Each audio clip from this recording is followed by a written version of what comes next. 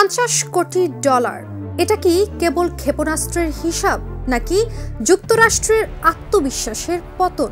পেন্টাগনের নথি বলছে 12 দিনের যুদ্ধে ইরান ধ্বংস করেছে যুক্তরাষ্ট্রের $50 কোটি সমমূল্যের ক্ষেপণাস্ত্র। প্রশ্ন হলো, এই ধ্বংস কি কেবল প্রতিশোধ নাকি পরিকল্পিত প্রতিরোধ? আর যদি পরিকল্পিত হয় তাহলে মধ্যপ্রাচ্যের পাকা খেলোয়াড় ইরান কি বার্তা দিতে চায় বিশ্বকে, তা জানাতেই আজকের ইনসাইড স্টোরিতে আপনাদের সঙ্গে আছি আমি কাজী অহনা।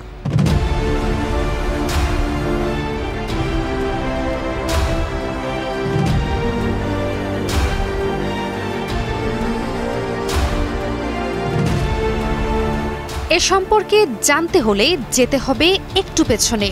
মাসটা জুন, যখন ইসরায়েল শুরু করে আকস্মিক হামলা, টার্গেট করে ইরানের সামরিক, পারমাণবিক ও আবাসিক এলাকা। এরপর 22 জুন নেতানিয়াহুর প্রিয় মিত্র যুক্তরাষ্ট্র যোগ দেয় এই ধ্বংসযজ্ঞে। হামলা চালায় ইরানের পারমাণবিক স্থাপনা নাতানজো, ফোর্দো ও ইস্পাহানে। পাল্টা প্রতিশোধ হিসেবে ইরান চালায় অপারেশন ট্রু প্রমিস 3, যেখানে 22 দফা ক্ষেপণাস্ত্র হামলায় ধ্বংস হয় ইসরায়েলের দখলকৃত শহরগুলোর সামরিক ঘাঁটি। এমনকি কাতারে অবস্থিত যুক্তরাষ্ট্রের আল উদেদ এয়ারবেসেও হামলা চালায় ইরান, যা পশ্চিম এশিয়ার সবচেয়ে বড় মার্কিন ঘাঁটি। আর এই পাল্টা আঘাতে যুক্তরাষ্ট্র হারায় $50 কোটি থার্ড ক্ষেপণাস্ত্র। পেন্টাগনের বাজেট নথি বলছে এই ক্ষেপণাস্ত্রগুলোই ইসরায়েলকে রক্ষা করতে ব্যবহার করা হয়েছিল।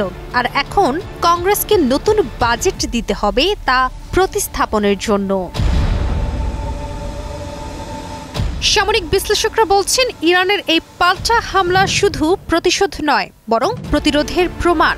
ইরান যেন বিশ্বকে জানিয়ে দিল তারা শুধু ভুক্তভোগী নয়, তারা খেলোয়াড়ও। এখন প্রশ্ন হলো, যুক্তরাষ্ট্র কি এই বার্তা বুঝবে নাকি নতুন করে আরো বড় বাজেট ঢালবে কংগ্রেসে? আর যদি বাজেট ঢালে, সেটি কি সত্যি ইসরায়েলকে নিরাপদ রাখতে পারবে? যুদ্ধ তো থেমেছে, কিন্তু প্রস্তুতি থেমেছে কি? লেবাননের আকাশে ধোয়া, তেহরানে ক্ষেপণাস্ত্র পরীক্ষা আর IRGCর মুখে হুঙ্কার, সব মিলিয়ে ইরান যেন বলছে আমরা আবারও প্রস্তুত। প্রশ্ন হলো, ইসরায়েল কি আবারও ভুল করবে? আর যদি করে, তাহলে ইরানের প্রতিক্রিয়া কি হবে আগের চেয়েও ভয়াবহ?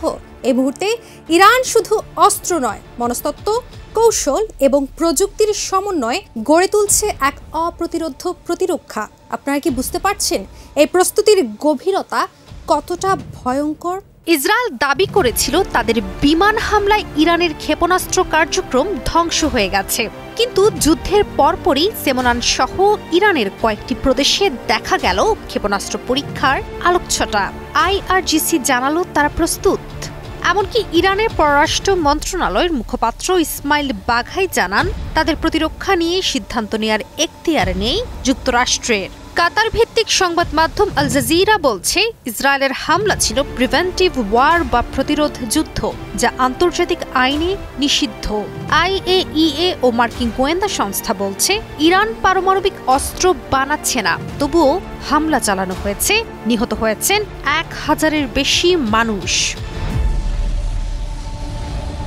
কূটনৈতিক মহলেও প্রশ্ন দাঁড়াচ্ছে, ইসরায়েলের এই হামলা কি ন্যায্য ছিল, নাকি এটি ছিল মধ্যপ্রাচ্যে শুধুমাত্র শক্তি দেখানোর প্রক্রিয়া? জাতিসংঘ এখন এই প্রশ্নের মুখোমুখি, আর বিশ্ব বিবেককেও দাঁড়াতে হচ্ছে এক নৈতিক দোটানার সামনে। প্রশ্ন হলো, যদি ইরান পারমাণবিক অস্ত্রই না বানায়, তবে ইসরায়েলের এই হামলার বৈধতা কোথায়? আর যদি বৈধতা না থাকে, তাহলে ইসরায়েল ও যুক্তরাষ্ট্রের ভবিষ্যৎ কূটনৈতিক অবস্থান কোথায় গিয়ে দাঁড়াবে?